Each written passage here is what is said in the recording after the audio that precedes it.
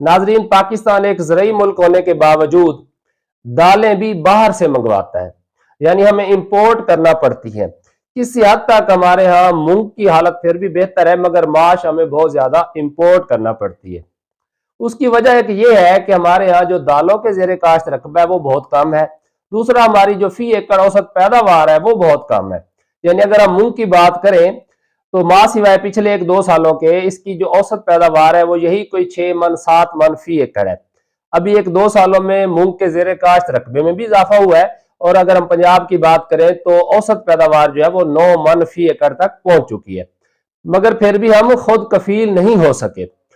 अब हमारे पास 3 ऑप्शन है, या तो हम मूंग के जेर काश्त रकबे में इजाफा कर लें, या दूसरा ऑप्शन हमारे पास ये है कि हमारी जो फी एकड़ पैदावार है वो डबल हो जाए, यानी 9 की बजाय 18 मन तक चली जाए।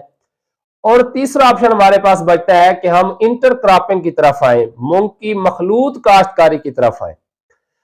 अगर पहले ऑप्शन की बात करें कि जेर काश्त रकबे में इजाफा किया जाए तो ये पॉसिबल नहीं है कि जब आप एक मेजर फसल के साथ इसका कंपैरिजन करेंगे तो अमूमन जो है ये फसल मुतासिर हो जाती है बारिशों की वजह से, और बहुत सारे मसाइल होते हैं, तो उतनी पैदावार नहीं आती या रेट उतना अच्छा नहीं मिलता, तो हमारे काश्तकार ये रिस्क नहीं लेना चाहते।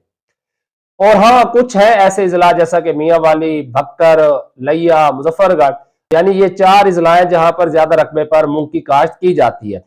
और इसके जो गिरदो नवाह में जहां पर ये मौके मौजूद थे, पानी की कमी का थोड़ा सा सामना था, वहां पर गवर्नमेंट की तरफ से कुछ सहूलियात भी मुहैया की गई, मगर जैसे पानी की दस्तियाबी बेहतर हुई तो लोगों ने फिर दालों की काश्त से मेजर फसलात की तरफ शिफ्ट होना शुरू कर दिया। जो पहला ऑप्शन है ना कि दालों के जेर काश्त रकबे में इजाफा किया जाए, ये बहुत मुश्किल है इसे पूरा करना। दूसरी बात जो हम कहते हैं कि पैदावार बढ़ा ली जाए, डबल कर ली जाए।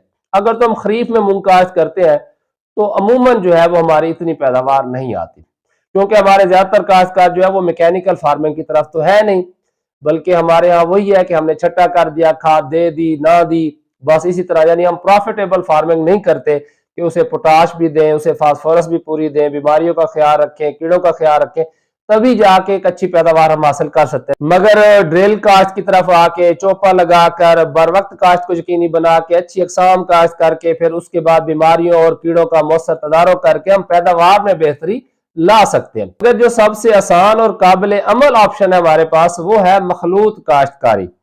मसलन हमारे वो इलाका जात जहां पर कमाद काश्त होता है, बहारिया कमाद, तो अगर आप 4 फुट के फासले पर कमाद काश्त कर रहे हैं तो दरमियान में 2 लाइनें आप मूंग की लगा लें, बहारिया मूंग लगा लें। 15 फरवरी से 31 मार्च तक आप लगा सकते हैं। तो उससे क्या होगा, एक तो ये फलीदार फसल है, हवा से नाइट्रोजन फिक्स करती है, जमीनी जरखेजी में इजाफा होगा, और दूसरा जो खादें आप कमाद को देंगे वही आपने इस्तेमाल करनी है। बल्कि अनकरीब अगले साल तक एक ऐसी किस्म मार्केट में आने वाली है जो 55 से 60 दिनों में पक कर तैयार हो जाएगी। इसी तरह हमारे दोस्त जो है वो कपास के अंदर भी ये काम कर सकते हैं, मगर आपने मोहतात रहना है कि जो हमारी बहारिया मूंग है इस पर लश्करी सुंडी का हमला जो है वो रहता है, यानी कि खतरा ज्यादा होता है, तो आपने उस हवाले से जो है वो मोहतात रहना है। और जो बहारिया मूंग है इनकी पैदावार अच्छी आ जाती है, मौसमी काश्त से काफी अच्छी पैदावार आ जाती है।